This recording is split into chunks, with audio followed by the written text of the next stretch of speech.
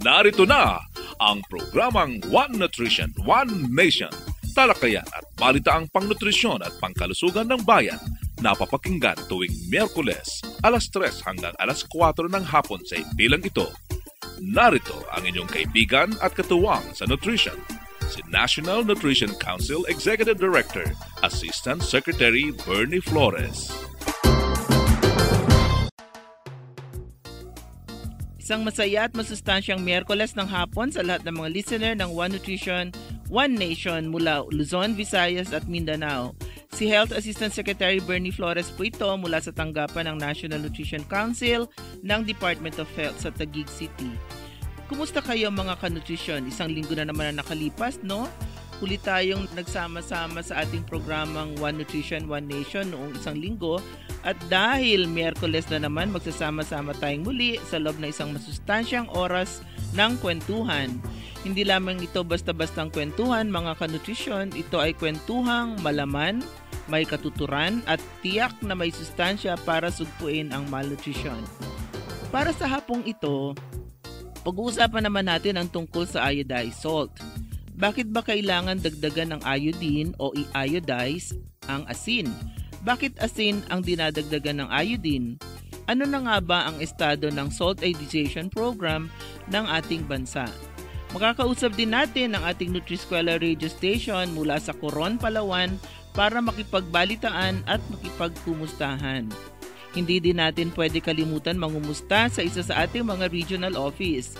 Aalamin naman natin mula sa ating Regional Nutrition Program Coordinator ang latest sa ating mga kababayan doon. At syempre, naimbitahan din natin para ma-interview ang isa sa mga nagkamit ng Nutrition Award sa nagdaang National Nutrition Awarding Ceremony at abangan nyo kung sino yung ating i-interviewin. Pwede ba naman mawala ang balitaan natin kasama ang ating One Nutrition Reporter? Syempre, hindi naman pwede yun. Babalitaan tayo ng ating reporter tungkol sa accomplishments ng nutrition community sa nakalipas na linggo. Hatid namin sa iyo ay dagdag kaalaman tungkol sa wastong nutrisyon, kaya naman masustansyang kwentuhan ang hinahain namin kada Miyerkules para sa inyong lahat. Kaya naman tutukan nyo lahat ng yan at samahan nyo kami dito sa ating programa. Magbabalik po ang One Nutrition, One Nation pagkatapos ng ilang paalala. Diyan lamang po kayo. One Nutrition, One Nation.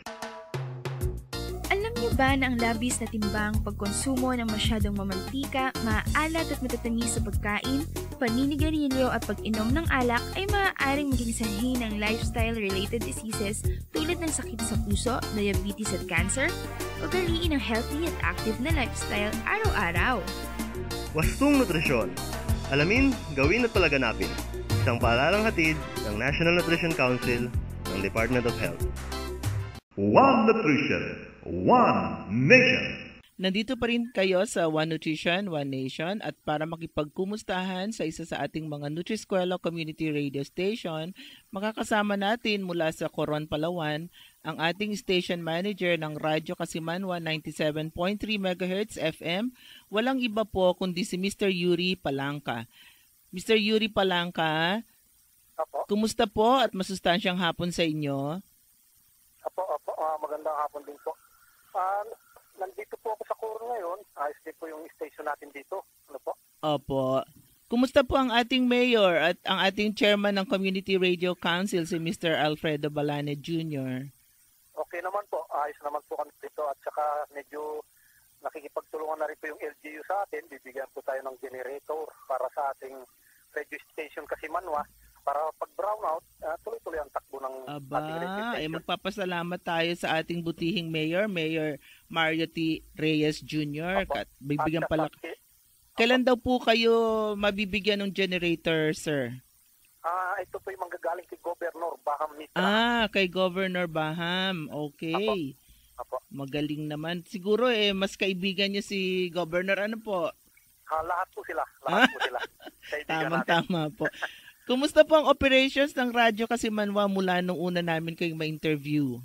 Lumakas na ngayon. Marami nang nakikinig, mga nag-text, marami na po. Lalo na yung sa mga programang tungkol pag-ibig ng mga teenager.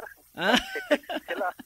Wala po bang pag-ibig ng mga medyo hindi na teenager? Meron din Opo, po. Yung mga old romantic songs, meron ba kayong program na ganun? Meron din po. Meron po. din. Meron ba kayong Umaga? bagong pakulo na sa radyo? Apo, meron tayong every Sunday yung haranahan sa Haranahan. tuwing Sunday yun. Pagandahan sila. Ngayon ang pinaplano namin, itatap namin, lalagyan namin ng line doon sa Coliseum para kung may mga big event, live yung event doon na ma-broadcast dito sa Radyo Kasimanwa. Okay, good. Ay, yung Coliseum po, ito po yung sports arena. Multipurpose. Multipurpose. Oo. So, pagka may games, meron ng events, ganon. May parang i-broadcast nyo na rin. Apo. Pati yung simbahan natin, every Sunday live na po yung misa tuwing umaga. Okay. Nasa tapat lang naman ng istasyon, di po ba? Opo. So, meron na rin ng live. Marami po bang nakikinig or nagmimisa ng sa radyo?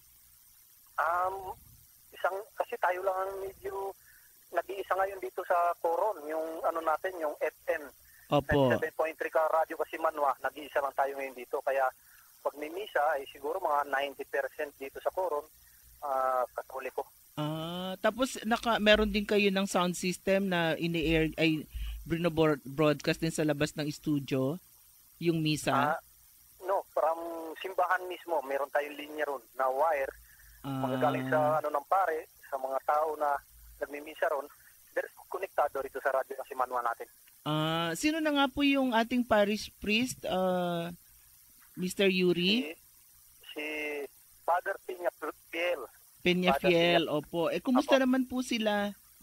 Mabuti naman po at very supportive siya sa radyo natin dahil meron din siya mga songs na ini-air. Oo nga. Yung kanyang mga spiritual songs, 'di ba? Mga inspiring songs, oo. So ini-air nyo rin po 'yon, tuloy pa rin. Opo. Ay nako. Pwede niyo po ba namang ikwento kung paano nakatulong ang Kasimanwa sa mga kababayan natin diyan sa Coron, maliban dun sa entertainment, source of news ganun? Hindi lang sa entertainment, lalo na sa taga-DNR na nag-broadcast din, mayroon siyang slot doon, inaano sa ating mga kababayan na yung tungkol sa pagputol ng mga kahoy. Sa environment issues. Environment, yung iba naman sa kooperatiba tuwing umaga, saka yung sa natin, yung nutrition, yung sa ating kay Ate Reggie sa munisipyo, sa nutrition yung broadcast din siya. Malaking bagay po dito sa Coron, saka hindi na nalulungkot yung mga taga-Coron dahil medyo may tugtugan na silang naririnig. Opo. Mabuti naman po kahit sa mga issue naman po ng emergency, Mr. Yuri, nakatulong din po ba yung radyo? Opo, nakatulong. Saka pinag-iigi pa namin kahit wala tayong masyadong financial dito sa ating radio, medyo unti-unti lang, pinag-iigi pa natin na makatulong sa community. Opo. Mga bagyo, mga padating na medyo kailangan natin paghandaan. Opo. Yung pong mga nawawalang mga gamit, nawawalang mga tao, nakakatulong din po sa public service yung radyo. Opo, nakakatulong po. Pero wala pa namang nawawalang mga tao rito sa atin sa Coron. Baka naman nawawalang mga gamit o mga animals. Medyo lang, yung broadcast bihirap. Okay. Marami yung pinaparating natin sa mga barangay, nakakarating din through radio. Opo. Okay, maraming salamat Mr. Yuri sa inyong oras at pagpapaunlak sa aming imbitasyong ma-interview kayo sa ikalawang pagkakataon.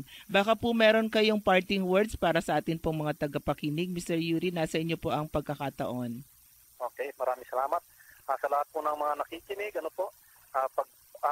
suportahan po natin ang ating nutrition station, dito sa ating sa Pilipinas na marami na pong stay. Bisaya, sa Mindanao. Opo. Napakalaking bagay po sa ating lahat ito. Maraming salamat po. Okay, marami pong salamat uli. Siya po ang ating station manager na si Mr. Yuri Palangka, ang atin pong nakausap mula sa Radyo Kasimanwa 97.3 MHz FM sa Coron, Palawan po. Thank you very much po ulit, Mr. Yuri. Maraming salamat po. Okay, magbabalik po ang One Nutrition, One Nation. Huwag po kayong bibitiw. One Nutrition, One Nation.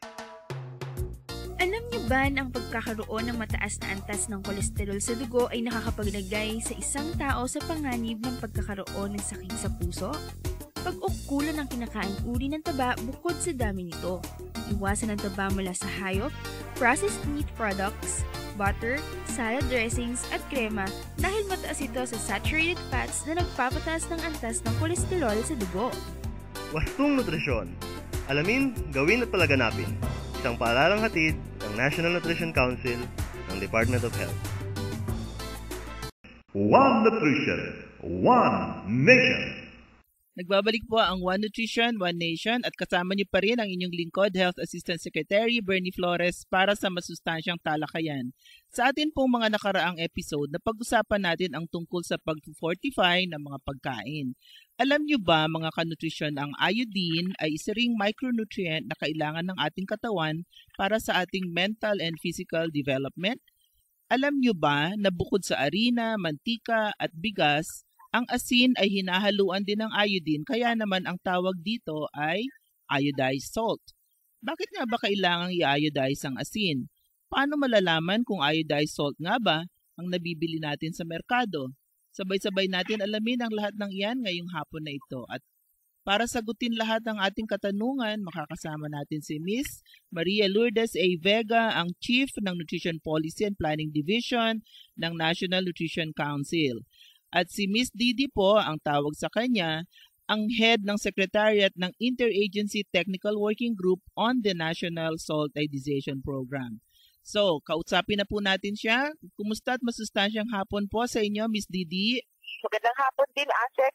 Mabuti at maganda rin ang hapon ngayon. Okay. So, simulan na po natin ang ating maiksing talakayan tungkol sa iodized salt. Ang una ko pong tanong ay bakit po ba asin ang dinadagdagan ng iodine at bakit kailangan maglagay ng iodine sa asin? Yung paglagay ng iodine sa asin, ginawa yun noon, tapos nakita effective siya sa pag-prevent ng iodine deficiency. Tapos asin, kasi halos lahat ng tao gumagamit ng asin, kaya talaga mas may access lahat ng, mas malaking access meron na ang population sa iodized salt. Kaya asin. Kailangan po ba, Ma'am Didi, na pag sinabing gumamit ng iodine, dadagdagan ba natin yung kain natin ng iodine? Iodized salt? Ng asin. Hindi. Ayaw naman natin mangyari na madaming asin ang kinakain ng tao. Kung ano lang yung regular nating gamit ng asin. Kung gagamitin lang ng asin, di gumamit na ng iodized salt. Okay. So, hindi ibig sabihin dadagdagan natin yung hindi. alat. Ayaw din natin yun kasi masama din yun sa ating kidneys, saka sa hypertension, etc. Oo. Kailan po ba sinimulan ang salt iodization program dito sa ating bansa? Matagal na nagsimula yung salt iodization, 1970s pa, nagkaroon na ng mga efforts. Pero talagang nagkaroon ng parang malaking tulak noong 1995, kung kailan nagkaroon tayo ng batas na nagsasabing lahat ng asin natin dapat lagyan ng iodine. So ngayon, magmula noong 1995, madami mga ginawa para talagang maipatupad yung batas. At sa ngayon, mga 80% ng asin natin ay masasabing may iodine. Pero ang kailangan natin trabahuhin ngayon, yung pagkakaroon ng tamang dami ng iodine. Okay. So, balikan po natin muna yung bakit tayo nagkaroon ng batas noong 1995. Ano po ba noon ang problema sa iodine or kakulangan ng iodine? At ano na po ngayon ang estado? Kasi meron tayong tinatawag na iodine deficiency.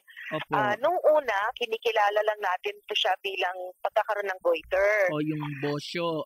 Oo, yung bosyo, yung malaking sa leeg, Kaya lang nung kasi talaga ang ating parang kinikilala noon, iodine ay bosyo lang, Pero makikita natin habang lalong lumalalim ang pagkaunawa natin sa problema, nalaman natin na hindi lang bosyo yung pinaka-problema, kundi yung mas madami pang mga ibang effects